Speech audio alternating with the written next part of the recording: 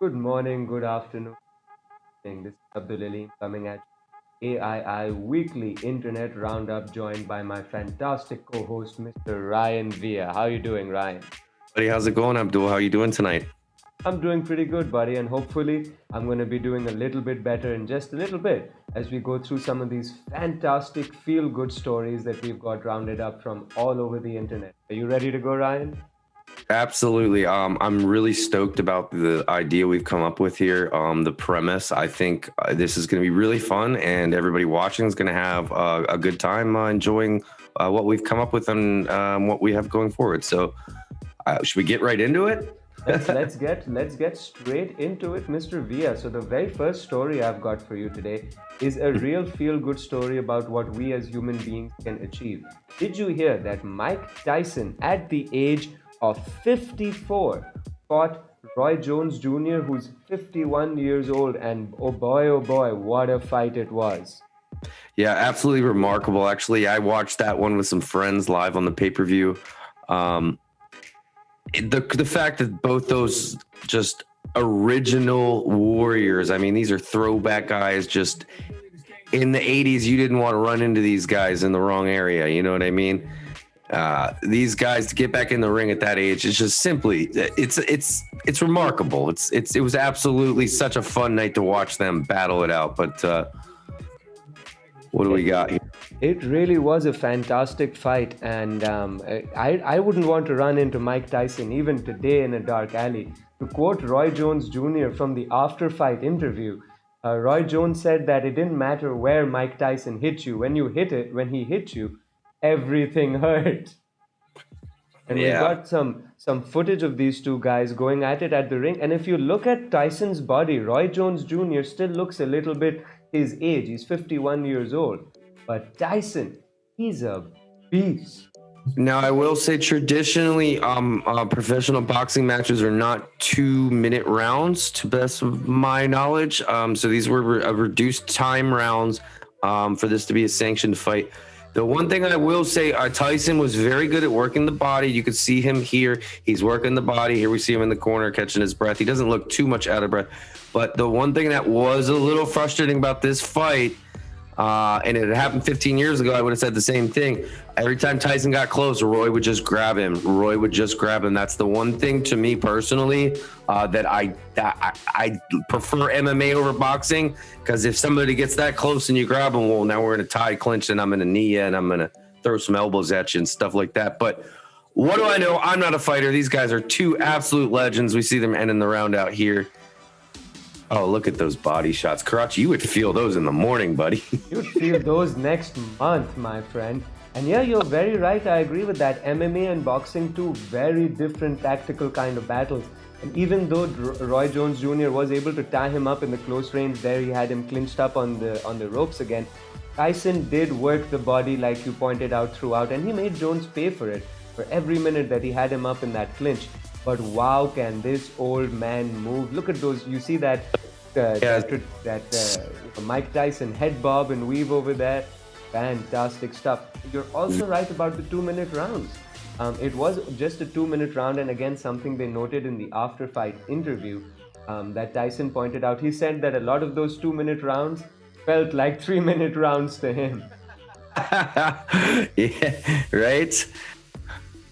I still think it's just amazing at that age that they can get in there. I mean, they would probably put on a better show than me and you got in the ring and did the old 1-2. Oh yeah, dude. No, nobody's business. Very, very inspiring stuff for just what is possible if you put your mind to it. And I think you've got another very inspiring and motivational story all lined up for us, Ryan. Why don't you tell us about that and take us over? Do actually. So this one's a funny one. I don't know if you can pull the video up on your side and we kind of watch it starting together here. So I don't know, in the beach and you get the sea foam. So apparently there was this really bad storm off the coast of Australia, and it kicked up some really strange weather that isn't traditionally seen. And the sea foam came up to almost your shoulder. Well, a couple was down there with their beautiful, cute dog, unfazed dog, Hazel. This is such a cute video. Yeah, And we're watching it together with you. That brown foam all the way up to their hips there. That's you can't see through it. It'd be very nasty. it's a brown dog and it's yellow sea. So you can imagine how the owners, one minute their dog's there, the next minute the dog is gone. So I saw this, I was like, oh man, this is too cute. So yeah, Hazel is doing fine. The mom tried to call her back, and then good mom just sprung into action, ran into the sea foam, grabbed her before Hazel either got washed out to sea or just lost. So, but yeah, that one's coming from the BBC and the New York Post, both reporting this story. It's such a cute story. So apparently what it was is severe rain and high tides battered more than 600 miles of the Australian coast. So that's why they saw that very unusual sea foam. And I don't know if you can cut to the picture of the woman holding the dog in the article, but she has a look on her face like, oh my gosh. And the dog just has a look on his face like, that was fun. Yeah, we got booted forward to another video there of the brown foam, like proper foam party happening on the beach. We're looking at that picture now of the woman looking back on the camera. The dog looks very happy and he looks like he's had a good old time.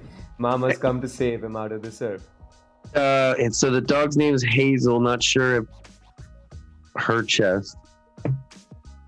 I'm not sure if it's a female or a male dog, but Hazel is doing just fine, reported by BBC and New York Post. So that's a good one. But yeah, just the look on mom's face. A note to all of our dog owning viewers out there that hey, if you wind up at the beach and there's a crazy foam party, maybe pull your leash out before puppy goes out to have a bit of an tour out there. Yeah. I've never seen anything like that. In Florida here, we'll get an inch or two of foam at the deepest. I've never seen that's like 4 or 5 feet high, or I don't know how many meters that would be. I know you had another one too. You were telling me something about the SpaceX earlier. Oh yeah, that is. Thank you for bringing us to that, my buddy Ryan, because that is another really exciting story that happened just in the past week, and it represents mankind really leaping forward into, no pun intended, the wild blue yonder, into the last real frontier.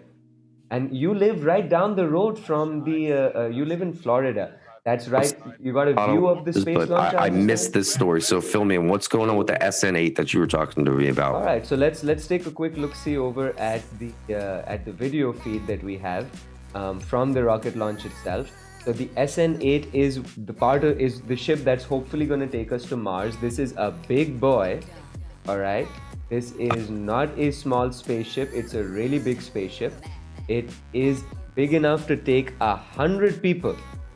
100 people to Mars in one trip. It's got so much internal volume in there that it's like launching the entire space station, International Space Station, every time it launches. So the engineers wanted to send it up on a high altitude test flight. So it would go up, and what's really special, they've been landing rockets for a while.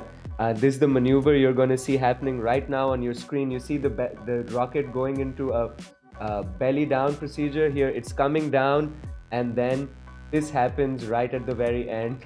Boom.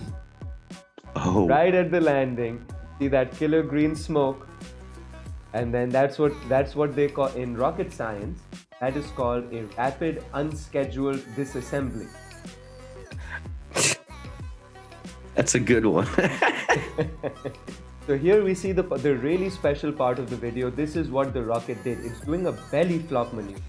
It's actually turned over so it's flat to the horizon, and it's using its own body as an air brake, so that it slows down without a parachute or anything. And at the very last minute, you see it doing that. It's going to turn itself straight up to vertical, and it's coming down for a landing. You might notice it's coming down a little fast, and a little bit too fast over there. Interesting side note, those green flames you saw at the very end there, that was actually the rocket motors eating themselves. That's the copper motors actually melting and catching fire. Oh, Well, that's sad. Now, okay, so they consider that well, they consider that a success, right? Because they were able to perform the maneuver from belly, drag, controlled fall to and then touchdown. But they just came in maybe a little too fast on that one.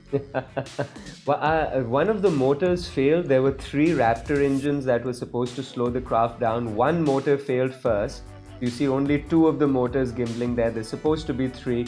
Number two flames out over there, and only one motor is not enough to keep this baby in the air, and it goes down in a massively gorgeous fireball. But you're very correct. It is a success. They performed the belly flop maneuver. It worked. One of the motors didn't work, but that's why we do testing without putting human beings onto it. One step Right. closer to us vacationing on Mars. How'd you like to do that, Ryan? Would you go for a vacation on Mars? Can we fly drones on Mars? I haven't checked the physics on that one yet. I don't think we can fly drones there. There's no atmosphere, sadly, on Mars. To make them a little heavier, though, you can still get thrust from electronics. But yeah, that's very cool. So, do you know? Have you looked into like what's the next thing that they're gonna do? Like, what's the next step? What's the next test? Well, I imagine they've got another one called the SN9, and that's what's going to go up next, which gets us one step closer to being able to say that the rocket ship is safe enough for us to start putting human beings onto it. Because they're going to attach a big rocket booster to the bottom of this rocket, and then launch all of that up into space. So there's still a fair ways to go, but we're walking for Elon Musk bravely taking us forward towards not interstellar travel yet, but at least extra Earth travel. Very Yeah. exciting. But Hopefully, let's come back to Earth. I think you've got a story that is very Earth related. This is a problem that happens on Mars and on Jupiter. You've got some really big storms happening with the red spot. But let's bring it home back to Earth. Ryan, there's some storms happening in Honduras, I think, that you wanted to tell us about. if you see that SN9 scheduled launch and I miss it, please remember to update me. But speaking of storms, yeah, this one. Not the feel-good dog story on the beach. This one's coming out of Honduras, man. They got absolutely rocked, okay? I saw this. I was like, what? I live in Florida. Florida is a very active hurricane area. I've been through some hurricanes before. They got hit with 2 in 1 week, absolutely decimated. It destroyed bridges, roads, schools, health clinics, homes. You see, it's almost pray for the people of Honduras right now. I do see this is an NPR article reporting one person there reported that he's been struck by 2 hurricanes in 2 weeks. Mr. Vlatko Uzveski. I've never seen any disaster like this in my life. We're looking at some of what looks like cell phone footage from people directly affected by it, and these roads are rivers. There's some flooding in Pakistan a while back in my city back in the month of August, which was some pretty severe flooding, but it does not compare to what we're seeing on the screen right now.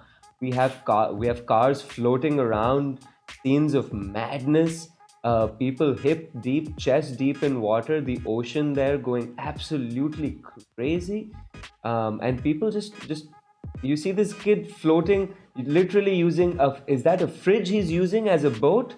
He's riding his fridge down the street. You know things are bad. It's bad. Like I said, I mean, 1 can be bad, but 2 in a week, so they weren't even recovered from the first one, and then it hit. It's absolutely devastating. I don't have any confirmed reports of deaths or anything like that, but the NPR article I found, Mr. Uzdeski, he's leading an emergency response team out of Santa Barbara for northern Honduras, and that is called Project Hope. The water system is pretty much 100% collapsed. So, I mean, they don't even really have basic drinking water right now. So this is just a really, really bad situation for everybody in Honduras right now. And that is something that is really, really huge when it comes to natural disasters of this nature. We see it when it comes to earthquakes, to flooding, to cyclones and hurricanes, to the tsunamis that happened almost a decade ago, the Boxing Day tsunamis. It's that the biggest problem is safe drinking water. There's seawater or polluted water with mosquitoes and different bad heebie-jeebies living inside it, and people don't have access to drinking water, and we need it 3 days, or it's all over. So let's send out good feelings and good karma prayers to the people in Honduras. And if there's any way that you guys can find a way to donate to the cause or send help more directly, I'm sure that would be a really nice thing. Project Hope is the maybe we can put that link in there. Is that projecthope.com? I'm not. I'll find the exact one, but that's this is the basically the effort. Santa Barbara, California, is the headquarters, but they're going to help Northern Honduras. So we'll make sure we find that link, and we put that in the description. Along with that, all of the videos that we're watching and all the content that we're covering, you'll find the links in the description below. So you all can go and take a look at those at your leisure. And I think let's move on to a bit of a happier story. There are, Please, you got for me. I know you said you had a feel-good story for me today. What you got? Yeah, so let's move on to a real feel-good story. This is something that that I started seeing. Let's pause this video right there for us, and let's. So this is something that I started seeing a few years ago. It's actually something that we have. It's a pure social media phenomenon. And it started happening a few years ago. I don't know if you've heard of it, Ryan. The Jimmy Kimmel Halloween Candy Challenge. Oh, absolutely. I've seen some of those before. So, I think it's been 6-7 years he's been doing this. And for those of you who don't know, this is such a fantastic slice of life moment. For people who live in the non-Christian world, on Halloween, there's a tradition of kids receiving candy. They go door to door and people give them candy. Is that sound about right, Ryan? Yeah, that's right. It's declined a bit now, but just because of the climate we're in the world. But yes, that's absolutely right. So kids look forward to this all year round, and it's their excuse to get huge amounts of candy and be able to eat them with carte blanche. Jimmy Kimmel challenged parents around America to tell their children the morning after Halloween that they had eaten all of their candy and that it was gone. Of course, no children were harmed. The candy was still there, and all the children were given back their candy at the end. But just for fun, the parents were told to record their children's reactions. This year, Jimmy didn't issue the challenge. He actually said, as you pointed out, Ryan, due to the climate we live in, they didn't issue the challenge this year. But parents of America did it anyways. So let's take a look-see at this fantastic slice of life feel-good moment. And remember, no children were harmed in the making of this video. I'm looking forward to this one. And we'll put some volume up for our viewers there today. I got it, and I'm solid. I'm good. So yeah. Kids have suffered enough. And guess what? The parents went ahead and did it anyway, so what the hell? Here it is. All right. Uh-oh. Got some bad news. Me and Dad got really hungry, and we ate all of your Halloween candy. Oh my gosh. Oh, his life is over. That tends to be one of their two reactions. Either they just shut down and fall to the floor, or they negotiate, like this young man. You eat the cheese? Yeah. I'm sorry. You ate all the Halloween candy! Oh, geez, she is not happy. Oh, we are. Oh, these two are lovely. So look at the difference in their reaction. I ate all of your guys' candy. Daddy! Well, as a younger sibling, I can tell you firsthand. Usually, it's the older who feels more entitled.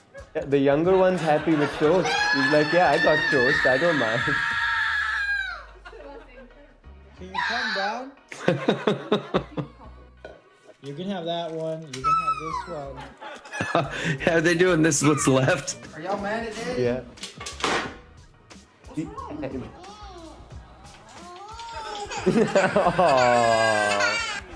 Oh, jeez. At some point, this is just borderline wrong. And Just a joke. I want to bite and kick him in the face. Who in the face? Jimmy Kimmel. Okay. So remember, it's their own children and they haven't really eaten their candy. Right, right. They get it back. Sorry, sweetheart. It's okay. Aww. And see, I did not in eat all between. my Halloween candy, and I already know that because you do it every year. Get toasted, boy. Nobody ate your candy. It's in the closet. Isn't it interesting how both of these little girls have lost the same tooth? Yeah, because Jesus does not lie. Jesus don't lie. Oh, jeez. I ate all of your Halloween jeez. candy. You ate all my candy? Oh, No. Mommy, I always can say it. It was mine. That's mine. It was, oh, I love the gradient on this one. pretended. We didn't really eat it all. We wouldn't eat your candy, huh? Oh, so cute.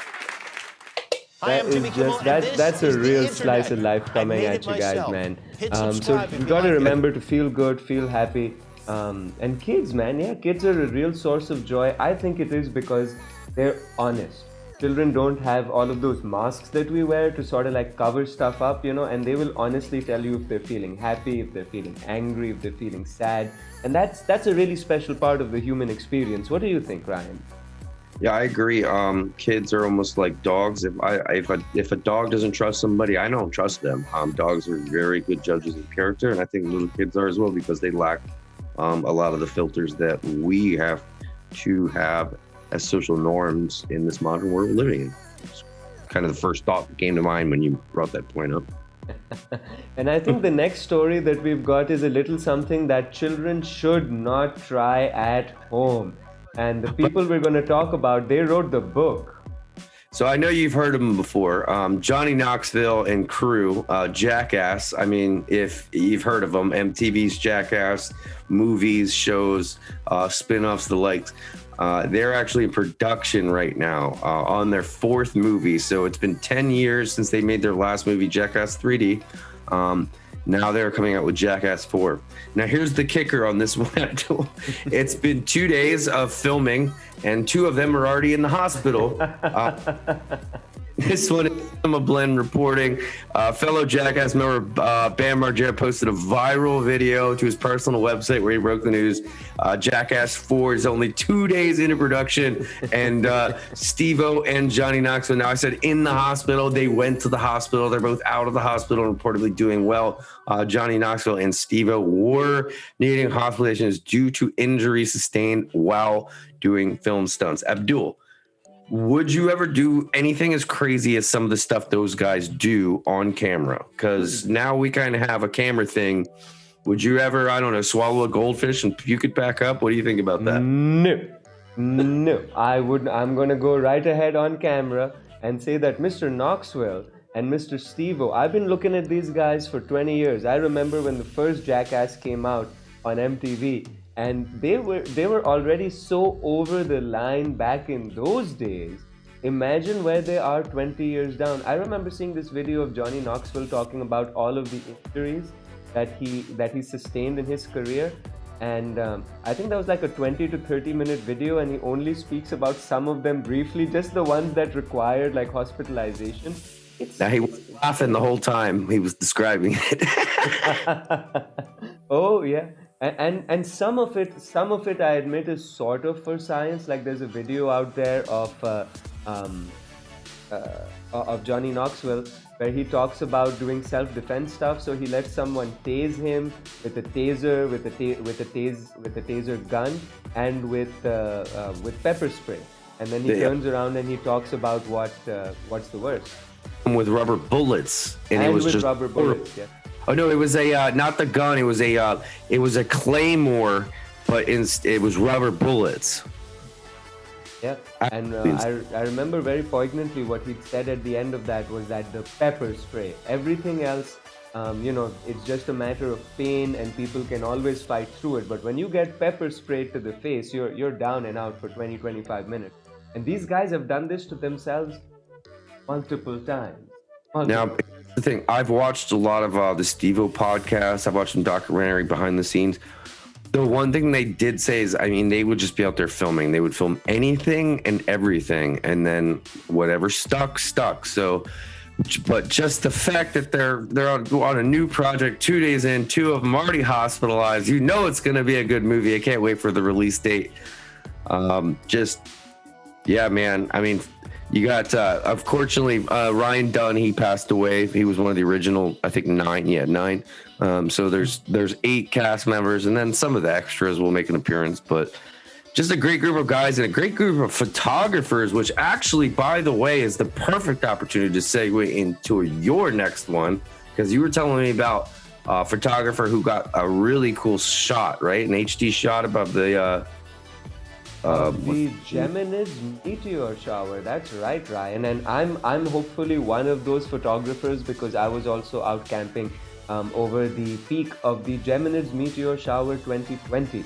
This is something that is really special. Ryan, have you ever seen a falling star? I've seen shooting stars, and I've seen comets. I've seen a couple comets and shooting stars. Yes. So, shooting stars tend to be a very fast affair. They're there and over very quickly. It's usually a very thinly sparse star that you see, and it usually happens over a very small part of the sky, like maybe that much of the sky. You'd actually see the star traversing. The Geminids are very, very different, and I'm going to show you some video. Now, this video is just the best one that I could find. It's just been a few days to the shower itself, and it also shows off the northern lights, which is another mind-blowing thing that happens in the sky. But what you're looking for is these Geminid meteors, and bro, you're gonna know, because they are special, because they are slow moving. Okay, here we go. Let's take a look at that video. You see that streaks, that fireball going across such a large swath of the sky? That green is nuts. Oh wow, that's so cool. Yeah, we gotta don't get distracted by the green. The green is the northern lights. We're looking at the falling stars. Look at how... I'm thinking where I'm gonna launch our drone from to document this further.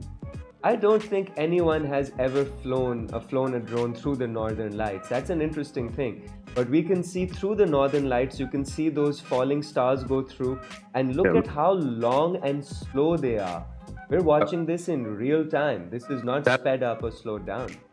Why is that such a big distance that it's actually, you're seeing it at? Wow. You see it go across the entire sky. They move so slowly that you actually have enough time to grab your friend, point in the right direction of the sky, and have both of you see the same Geminid meteor. And they come in super frequently. The peak is at around 120 to 160 meteors an hour, which makes this the best meteor shower of the year. Oh, and I missed it. There's always next year. So the reason, did you see that one? That was a long one. Beautiful. That one was beautiful. That one was beautiful. That one was beautiful. They're also multicolored. On my time out this year, I saw blue ones, yellow ones, and orange ones. Fireballs streaking across the sky. So now you're going out to a remote location where there's little less light pollution coming in from...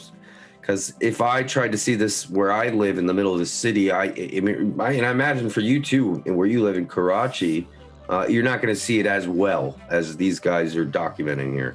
Not at all. From one of the cities, what proper astrophotographers tell me is that you can see the big ones in the city, but the big ones usually come at a frequency of 2 to 4 minutes, and you can't see the little ones because there's too much light. The little ones fill in those gaps in the middle such that every 10-20 seconds you see a shooting star, and it's just absolutely fantastic. That was a great video that we had. The link will be to the original channel will be there below. It's Night Lights Astrophotography. Fantastic work by these people. What a special thing to be able to capture on camera. That was really cool, man. Yeah, any future, I mean, the SN9 coming up, or any future meteor showers. If I could somehow film that with some of my expensive drone toys that I have, that'd be really cool. You're really getting me involved and thinking about, or not involved, that's not the right word. You're really getting me curious about this kind of stuff. That's the word I was looking for. Well, hey, So- if some of our viewers like, then maybe we can cover that in one of our An International Incident What's It Like episodes, in which we talk about how to use your phone to take crazy astro photographs or do light painting in long exposures. I think that's something that could be really interesting. And if you're still listening into the news right now, remember to smash that like button and let us know in the comments that you enjoyed the news that we had for you. Can we give them the same secret word, Ryan, that if someone is still listening and says Twizzler in the comments? It's my favorite candy, Twizzlers. Say Twizzlers in the comments, and you might be entered in for something cool. But let's keep up the energy, okay? So we've been talking about some cool stuff, some fun stuff, some happy stuff, some sad stuff.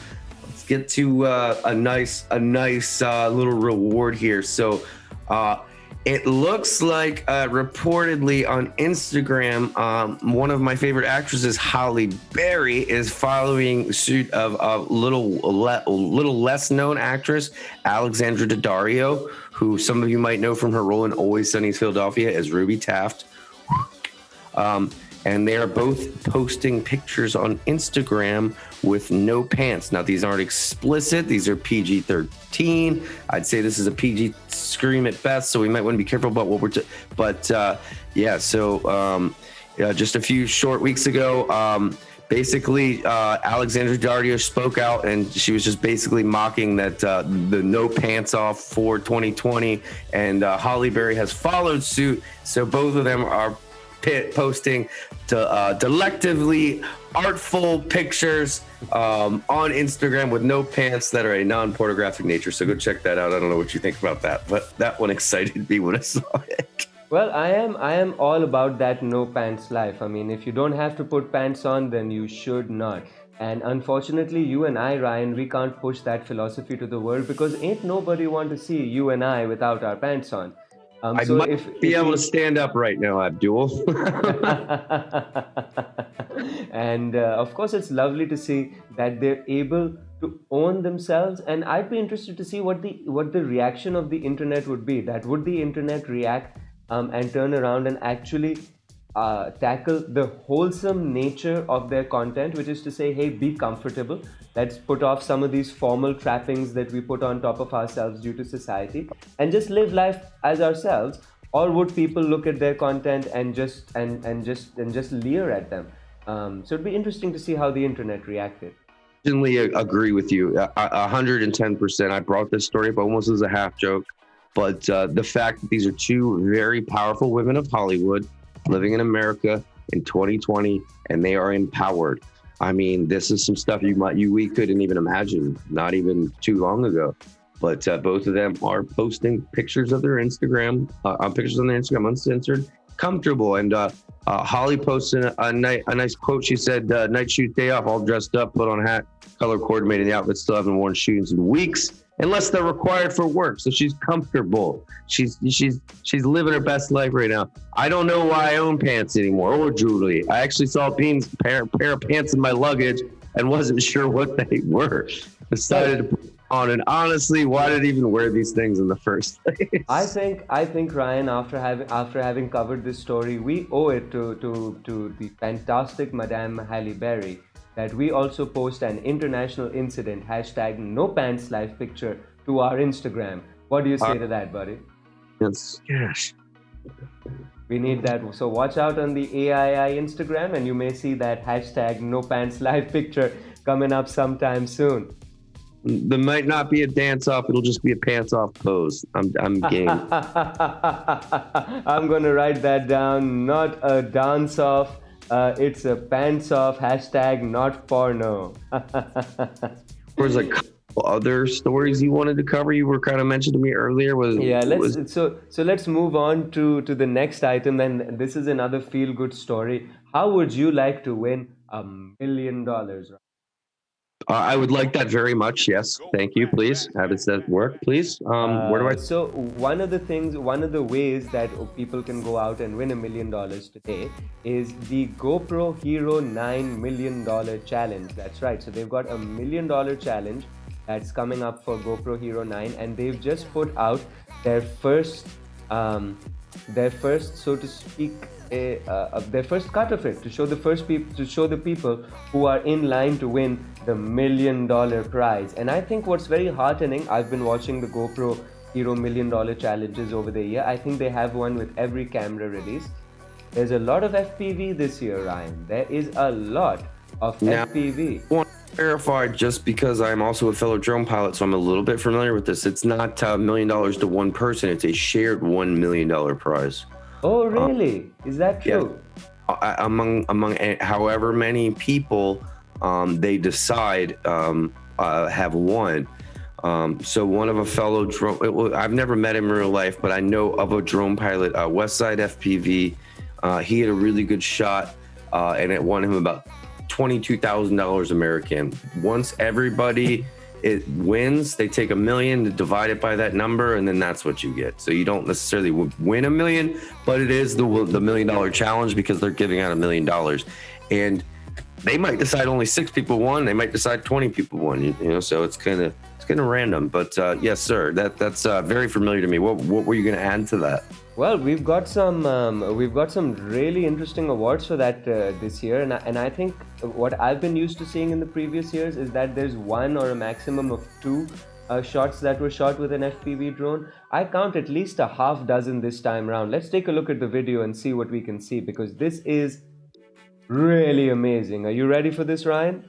Absolutely ready for this, and I felt like this was going to happen when I saw it last year, because you still get a lot of the holding, or the strap on the helmet, strap on the chest to encrypt. But a drone's incapable of, or not incapable. A drone is capable of speeds and shots that you're going to see here in a minute that are just absolutely like that's FPV. That the shot of the paraglider there was some. This is FPV.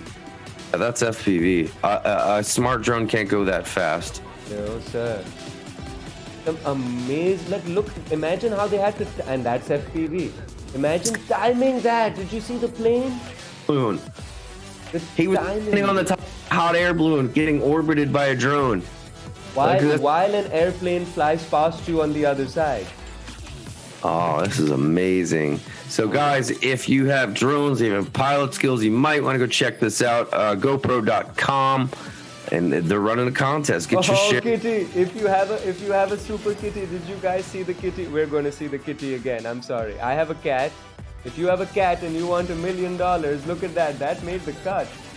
Go buy Hero 9 and take the shot, and you got a chance at winning it. Look at this, Abdul. This is absolutely insane. So cool. This is the type of stuff me and you absolutely live for.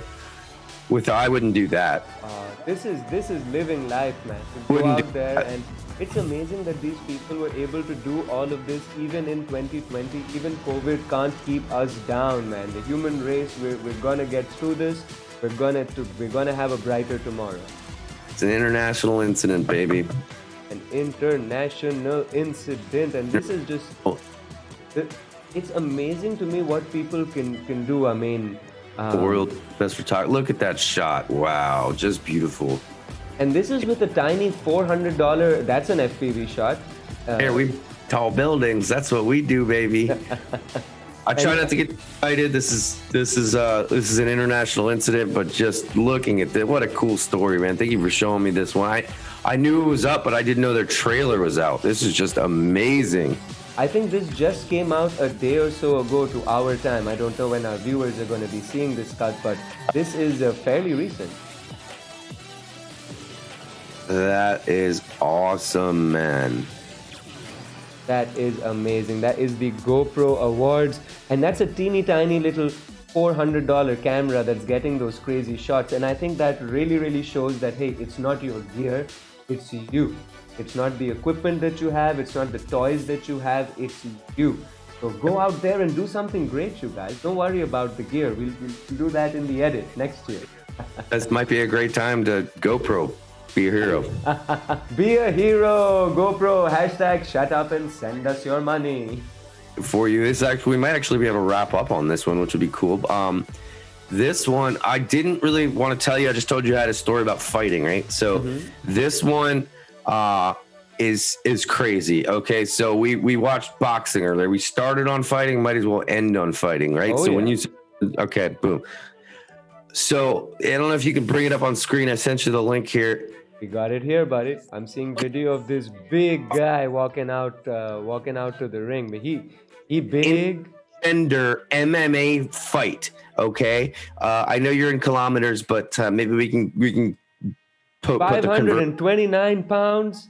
This boy big. 40 pounds versus 520 pounds. That's like 5 times bigger. Okay, and in no disrespect, it's a female versus a male. She beat the crap out of him, and not only did she beat the crap out of him, in this upon seeing her beat the crap out of him, professional fight organization Bellator MMA decided to give her a contract. So I mean, that doesn't deserve an applause, Doug. Dude, look at her. She got into the ring with him. Look at this. How tall is this woman? I'd say she's probably about 5'6". He's just taking bashing her. She's pushing him back. Taking things. So it's going to be a Muay Thai clinch here. She's getting her underhooks. Now he has her head in a possible guillotine submission, but she's doing every good job to fight off the wrist. Now I also think this guy, because he's so big, he's going to gas out. So all she kind of has to do, and this has to be Russia. I'm sorry, I didn't double check the story. All she has to do is kind of withstand it. You can already see he's redding on the back, but he's doing a very good job. He's putting his weight on her. That's not the most beautiful, flattering shot of him, but we'll keep going here. If she can head out and push back up against the cage and pull off with her left hand and get it. All right, so the ref just broke it up for non-action, right? Wait. Okay, they're squaring him back up, right? So we're watching the whole fight here. Look at her. Oh! Nice Superman punch. Okay. Big Boy's not sure what to do here. Big Boy just wants to get his hands on her. He does not like getting hit at range. Big Boy falls down, leaves on his back. Beautiful sprawl, side control, pound. Ref should have stopped this 15 punches ago because it's a guy and a girl. He's going to let it go a little longer. Boom, boom, boom. And we're done. And congratulations. You are now a professional fighter, and that will go down in MMA history. Abdul, what do you think about Big Boy? So tired he can't even get up. And we're gonna see that one more time, and I'm gonna agree with you. Yeah, the big guy's gonna gas out early, but the thing is, you're gonna gas out as well if you've got 529 pounds leaning up against you, pushing you into the ring. So props to this young lady's physical conditioning and just mental strength that she was able to put up with that. Like you see at the start of the fight, he just puts his jab out and downright muscles her to the end of the ring, and she comes out with that Superman punch. I want to see that Superman punch again, because I think that's just what shook the big boy, and he didn't know what to do. Good job until he finally got her hands on her, but she stayed calm. She got out, even with all that weight on her. He's got a quarter of a ton, or she's got a quarter of a ton leaning on her here. She does a good job just staying calm, make sure that they don't end up on the ground, and for some reason he's on top, because that might be fight over. Oh yeah. Oh, little boop boop boop. Gets him to trip up, get on his back, and then it's just Randy Couture style, ground and pound, smash. Here we go. She's gonna come out and Superman punch. Boom. He felt that 1-2. He landed one on the way out too. That looks like a video game move. It really did. Look at him. He's just trying to cover up, and there's too much shoulder there to get his hands up. He can't get his hands up next to his face. So yeah, I wanted to show you this one because I figured, man, you started us on a fight. Let's end on a fight. I think that's a great fight to end on. And children, here's the lesson for the day. Bigger doesn't always mean better. Every now and then, the little guy comes up from behind and he knocks you right out. Or the little woman. Very, very impressive. Hey, man, well, Abdul, that was fun. I look forward to, next week we're going to have, I definitely going to have some more fighting, at least one fighting video for you. You can count on that. Well, I look forward to it. This has been an absolutely fantastic news roundup from around the internet. You've been watching an international incident with the fantastic Ryan Villa and myself, Abdul Aleem, taking you through with fun, interesting, and informative stories from around the internet. Remember to stay tuned, smash that subscribe button, follow us on all of the social medias. We do content about what it's like in different places. We do gaming content, we do doggy content, and of course, you can expect us next week with another internet roundup. You want to give him some good words to sign out there, Ryan? I was just gonna say, also check us out on Instagram. We'll have random stuff popping up every now and then. You'll see the first post I think on our Instagram should be #NoPantsLive. Well, you'll see a difference for what it's like for me and this guy here. Can we do the air bump here? Can we sign up with an air bump? Close, a little closer. Boom. Worlds apart, but we're true buddies, man. So stay tuned. Come along with us. You guys on the next international internet. Peace out. Have a good one, guys.